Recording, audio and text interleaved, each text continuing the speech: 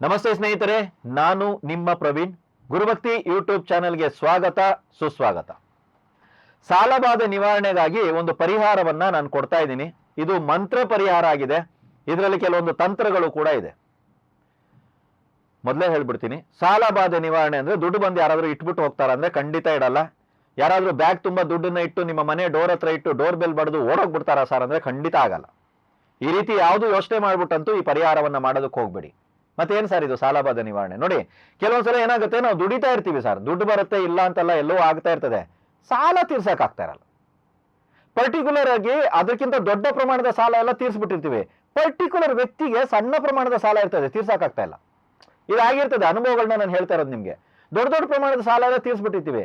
ಇವ್ರಿಗೆ ಯಾವುದೋ ಒಂದು ಚಿಕ್ಕ ಅಮೌಂಟ್, ಆಕ್ಚುಲಿ ನಾವು ತೀರ್ಸಿರುವಂತ ಸಾಲದ ಲೆಕ್ಕಕ್ಕೆ ಬಂದಾಗ ಇದೊಂದು ಸ್ವಲ್ಪ ಚಿಕ್ಕ ಅಮೌಂಟ್, ಇದನ್ನ ತೀರ್ಸಕ್ಕಾಗಲ್ಲ. ಊರಲ್ಲೆಲ್ಲ ತೀರ್ಸ್ಬಿಟ್ಟಿರ್ತೀವಿ, ಈ ವ್ಯಕ್ತಿಗೆ ತೀರ್ಸಕ್ಕಾಗಲ್ಲ. ಈ ರೀತಿಯಾದಂತ ಸಾಲಗಳಿರ್ತವೆ. ಕೆಲವೊಂದ್ಸಲ ಸಾಲ ತೀರಿಸುವಷ್ಟು ಇನ್ಕಮ್ ಬರ್ತಾ ಇರಲ್ಲ ಸರ್. ಅಂದ್ರೆ ಬಂದಿರುವಂತದ್ದು ನಮಗೆ ಆವತ್ತಿನ ದಿನಕ್ಕೆ ಅಥವಾ ಆವತ್ತಿನ ತಿಂಗಳಿಗೆ ಸಾಕಾಗಿ ಹೋಗ್ತಾ ಇರ್ತದೆ, ಅಥವಾ ಕಮ್ಮಿ ಬೀಳ್ತಾ ಇರ್ತದೆ, ಹೊರತು ಜಾಸ್ತಿ ಅಂತೂ ಬರಲ್ಲ. ಅಂದ್ರೆ ಒಂದ್ ಕಡೆ ಎಲ್ಲೋ ಒಂದ್ ಕಡೆ ಸೇವಿಂಗ್ಸ್ ಮಾಡಿ ನಾವು ಮಾಡಿರುವಂತ ಸಾಲಕ್ಕೆ ಕಟ್ಟಿ ಅದನ್ನ ತೀರ್ಸೋಣ ಅಂದ್ರೂ ಅದು ಆಗ್ತಾ ಇರಲ್ಲ. ಬಡ್ಡಿ ಮೇಲೆ ಬಡ್ಡಿ ಬೆಳೀತಾ ಇರ್ತದೆ, ಚಕ್ರ ಬಡ್ಡಿ ಬೆಳೀತಾ ಇರ್ತದೆ. ಬಡ್ಡಿ ಇಷ್ಟು ಪ್ರಮಾಣದಲ್ಲಿ ಬೆಳೀತದೆ ಅಂತ ಹೇಳಿದ್ರೆ ಎಲ್ಲ ಓಡೋಗ್ಬಿಡೋಣ ಅನ್ಸ್ಬಿಡುತ್ತೆ ನಮ್ಗೆ. ಸಾಲ ಬಿಡಿಯೋದು, ಅಸಲು ಏನಿದೆಯೋ ತಗೊಂಡಿರುವಂತಹ ಹಣ ಯಾರದೇ ಆಗಿರ್ಲಿ ಅದನ್ನ ತೀರ್ಸ್ಬೇಕಾಗಿರೋದು ಧರ್ಮ ಇರುತ್ತೆ, ಅದನ್ನ ತೀರ್ಸೋಣ. ಆದ್ರೆ ಅದ್ರ ಜೊತೆಗೆ ಬೆಳೀತಾ ಇರುವಂತದ್ದು ಇನ್ನೊಂದು ಬಾಲ ಇರುತ್ತಲ್ಲ, ಅದನ್ನ ಏನ್ ಮಾಡೋದು ಅನ್ನೋಂಥದ್ದೆಲ್ಲ ಬಹಳಷ್ಟು ಯೋಚನೆಗಳು ಬರುತ್ತೆ. ಅದಕ್ಕಾಗಿ ನಾನೊಂದು ಪರಿಹಾರವನ್ನ ತಂದಿದ್ದೀನಿ, ಇದನ್ನ ನೀವು ಮಾಡ್ಕೊಳ್ಳಿ. ಮಂಗಳವಾರದ ದಿನ, ವಿಶೇಷವಾಗಿ ಈ ಪರಿಹಾರವನ್ನ ಮಂಗಳವಾರದ ದಿನ ಬೆಳಿಗ್ಗಿನ ಜಾವ ಅಂದ್ರೆ ಸೂರ್ಯೋದಯದ ಸಮಯದಲ್ಲಿ ಇದನ್ನ ಮಾಡಿದ್ರೆ ಬಹಳ ಒಳ್ಳೇದು. ಏನ್ ಮಾಡಿ ಅಂತ ಹೇಳಿದ್ರೆ, ಹತ್ರದಲ್ಲಿ ಯಾವ್ದಾದ್ರು ದೇವಿ ದೇವಸ್ಥಾನ ಇದೆಯಾ ಅಂತ ನೋಡಿ. ಲಿಂಬೆ ಹಣ್ಣಿನ ದೀಪವನ್ನ ನೀವು ಹಚ್ಚಬೇಕಾಗುತ್ತೆ. 9 ಲಿಂಬೆ ಹಣ್ಣಿನ ದೀಪವನ್ನ ಹಚ್ಚಬೇಕಾಗುತ್ತೆ. 9 ಲಿಂಬೆ ಹಣ್ಣನ್ನ ಕುಯ್ದಾಗ 18 ದೀಪ ಆಗುತ್ತೆ, ಅದಲ್ಲ. 9 ಲಿಂಬೆ ಹಣ್ಣಿನ ದೀಪವನ್ನೇ ನೀವು ಹಚ್ಚಬೇಕಾಗುತ್ತೆ. ಎಕ್ಸ್ಟ್ರಾ ಹೋಳನ್ನ ಅಲ್ಲೇ ಬಿಡಿ. 9 ಲಿಂಬೆ ಹಣ್ಣಿನ ದೀಪವನ್ನ ಹಚ್ಚಿ, ಇದಕ್ಕೆ ಬಳಸಬೇಕಾಗಿರುವಂತ ಎಣ್ಣೆ ಯಾವುದು ಅಂತ ಹೇಳಿದ್ರೆ, ಗ್ರಂಥಿಗೆ ಅಂಗಡಿನಲ್ಲಿ 5 ತರದ ಮಿಶ್ರವಾಗಿರುವಂತ ಎಣ್ಣೆ ಸಿಗುತ್ತೆ. ಗ್ರಂಥಿಗೆ ಅಂಗಡಿನಲ್ಲಿ ಹೋಗಿ ಕೇಳಿ, ಕುಂಕುಮ ಅರ್ಶನ ಇತ್ಯಾದಿಗಳನ್ನ ಮಾರ್ತಾರಲ್ವಾ, ಅಂಗಡಿನಲ್ಲಿ 5 ತರದ ಮಿಶ್ರವಾಗಿರುವಂತ ಎಣ್ಣೆಯನ್ನ ತಗೊಳ್ಳಿ, ಅದನ್ನ ಬಳಸಿ.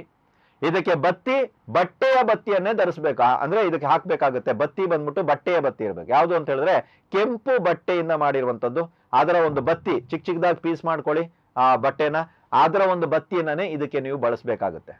ಮತ್ತೆ ಈ ದೀಪವನ್ನ ಹಚ್ಚುವಾಗ ಏನಾಗುತ್ತೆ ಅಂದ್ರೆ, ಈ ದೀಪವನ್ನ ಈ ರೀತಿ ವೃತ್ತಾಕಾರದಲ್ಲಿ ಇಡಬೇಕಾಗುತ್ತೆ, ಅಥವಾ ಈ ರೀತಿ ಸ್ಟ್ರೈಟ್ ಆಗು ಇಡಬಹುದು, ಅಥವಾ ವೃತ್ತಾಕಾರದಲ್ಲಿ ಇಟ್ಟರೆ ಬಹಳ ಒಳ್ಳೇದು. ಈ ರೀತಿ ಎಷ್ಟಾಗುತ್ತೆ ಅಷ್ಟು ಆ 9 ದೀಪಗಳನ್ನ ವೃತ್ತಾಕಾರದಲ್ಲಿ ಇಡುವಂತ ಪ್ರಯತ್ನವನ್ನ ಮಾಡಿ. ಪ್ರತಿಯೊಂದು ದೀಪಗಳಿಗೂ ಒಂದೊಂದು ಬೆಂಕಿ ಕಡ್ಡಿಯನ್ನ ಇರ್ಬೇಕು. ಅರ್ಥ ಆಗ್ತಾ ಇದೆಯಾ ನಾನು ಹೇಳಿರೋದು? ಅಂದ್ರೆ ಒಂದೇ ಸಲ ನಾವು ಹೀಗಿರ್ತೀವಿ, ಅದೊಂದು 4 ದೀಪವನ್ನ ಹಚ್ತೀವಿ, ಆಮೇಲೆ ಆ ದೀಪದಿಂದ ಇನ್ನೊಂದು ದೀಪಗಳನ್ನ ಹಚ್ತೀವಿ, ಹಾಗಲ್ಲ. ಒಂದು ದೀಪಕ್ಕೆ ಒಂದು ಬೆಂಕಿ ಕಡ್ಡಿ, ಇದು ಇನ್ನೂ ಉರಿತಾ ಇದೆ, ಬೇಡ ಇದು. ಇನ್ನೊಂದು ದೀಪಕ್ಕೆ ಇನ್ನೊಂದು ಬೆಂಕಿ ಕಡ್ಡಿ, ಈ ರೀತಿ ಗೀರಿ ಆ ಬೆಂಕಿ ಕಡ್ಡಿಯಿಂದನೇ ನೀವು ದೀಪವನ್ನ ಹಚ್ಚಬೇಕಾಗುತ್ತೆ. ಅದರ ಸಮ್ಮುಖದಲ್ಲಿ ಕುಳಿತು ನಾನೊಂದು ಮಂತ್ರವನ್ನ ಹೇಳ್ತೀನಿ, ಎಷ್ಟು ಸಾಧ್ಯ ಇದೆಯೋ ಅಷ್ಟು ಪಡಿಸಿ ಸಾಕು.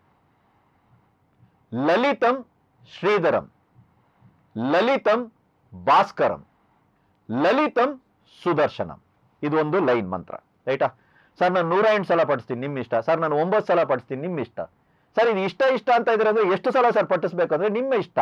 ಯಾಕಂದ್ರೆ ಚಿಕ್ಕ ಪ್ರಮಾಣದ ಸಾಲದ ಹೊರೆ ಇದೆ ಅಂದಾಗ, ದೊಡ್ಡ ಪ್ರಮಾಣದ ಸಾಲದ ಹೊರೆ ಇದೆ ಅಂದಾಗ, ಅರ್ಥ ಆಗ್ತಾ ಇದೆಯಲ್ವಾ?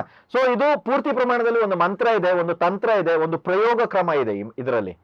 ಸಾಲ ಬಾಧೆ ನಿವೃತ್ತಿ ಆಗಲಿ ಅಂತ ಯಾವತ್ತು ಏನೇ ಒಂದು ಪರಿಹಾರ, ಏನೇ ಒಂದು ಪ್ರಯೋಗಗಳನ್ನ ಮಾಡುವಾಗ ಸಂಕಲ್ಪ ಮಾಡಿ. ಯಾಕೆ ಇದನ್ನ ಮಾಡ್ತಾ ಇದ್ದೀರಾ? ಯಾರು ನೀವು? ನಿಮಗೆ ಏನಾಗ್ಬೇಕಾಗಿದೆ? ಯಾಕೆ ಇದನ್ನ ಮಾಡ್ತಾ ಇದ್ದೀರಾ? ಇಷ್ಟೇ ವಿಷಯ. ನೀವು ಸಂಕಲ್ಪ ಅಂತ ಹೇಳಿದ್ರೆ ಎಲ್ಲವನ್ನ ತೆಗೆದು ಕ್ಲೀನ್ ಆಗಿ ಯಾವ ವಾರ, ಯಾವ ತಿಥಿ, ಯಾವ ನಕ್ಷತ್ರ ಹೇಳುವಂತ ಪರಿಪಾಠ ಇದೆ, ತಪ್ಪು ಅಂತ ಹೇಳ್ತಾ ಇಲ್ಲ. ನಿಮಗೆ ಸರಳವಾಗಿರ್ಲಿ ಅಂತ ಹೇಳೋ ಒಂದು ಕಾರಣಕ್ಕಾಗಿ ನಿಮ್ಮ ಇದ್ರಲ್ಲಿ ಕೂತ್ಕೊಂಡು ಇಂಥ ವಿಷಯಕ್ಕಾಗಿ ನಾನು ಈ ಪ್ರಯೋಗವನ್ನ ಮಾಡ್ತಾ ಇದ್ದೀನಿ ಅನ್ನೋದನ್ನ ಹೇಳ್ಕೊಂಡು ಈ ಒಂದು ಮಂತ್ರ ಜಪವನ್ನ ನೀವು ಮಾಡ್ಬೇಕು. 108 ಮಾಡ್ತಿರೋ, 1008 ಮಾಡ್ತಿರೋ, 21 ಮಾಡ್ತಿರೋ, 54 ಮಾಡ್ತಿರೋ, 9 ಮಾಡ್ತಿರೋ, 11 ಮಾಡ್ತಿರೋ, ನಿಮ್ಮ ಇಷ್ಟ. ಇದನ್ನ ಎಷ್ಟು ಜಪ ಸಂಖ್ಯೆ ಜಾಸ್ತಿ ಆಗುತ್ತೋ ಅಷ್ಟು ನಿಮ್ಮ ಜೀವನದಲ್ಲಿ ಪರಿವರ್ತನೆ ಬರುತ್ತೆ. ಜಾಸ್ತಿ ಬೇಡ, ಒಂದು 9 ವಾರ ಮಂಗಳವಾರ ಮಾಡಿ ನೋಡಿ. ನಿಮ್ಮ ಜೀವನದಲ್ಲಿ ಸಾಲ ಬಾಧೆಯ ವಿಚಾರದಲ್ಲಿ ಏನಾದ್ರೂ ಒಂದು ಪರಿವರ್ತನೆ ಬಂದಿದೆಯಾ ಅನ್ನೋದನ್ನ ನೋಡಿ. ಯಾವ ರೀತಿ ಪರಿವರ್ತನೆ ಅಂತ ಮೊದಲೇ ನಾನು ನಿಮಗೆ ಹೇಳಿದೆ. ನೋಡಿ, ಪರಿಹಾರ ಕ್ರಿಯೆಗಳು 2 ರೀತಿ ಕೆಲಸ ಮಾಡ್ತವೆ. ಒಂದು, ಸಮಸ್ಯೆಯನ್ನ ಪರಿಹಾರ ಮಾಡ್ಬಿಡ್ತವೆ, ಸಾರ್ಟ್ ಔಟ್. ಎರಡನೇದು, ಈ ಸಮಸ್ಯೆಗೆ ಏನು ಮಾಡಿದ್ರೆ ಪರಿಹಾರ ಆಗುತ್ತೆ ಅನ್ನೋದನ್ನ ಸೂಚಿಸ್ತವೆ, ತೋರಿಸ್ತವೆ. ಯಾರ್ದಾರು ಒಬ್ಬರ ಮುಖಾಂತರ ತೋರಿಸ್ಬೋದು, ಅಥವಾ ಏನೋ ಒಂದು ಆಗ್ಬೋದು. ಅರ್ಥ ಆಯ್ತಲ್ವಾ?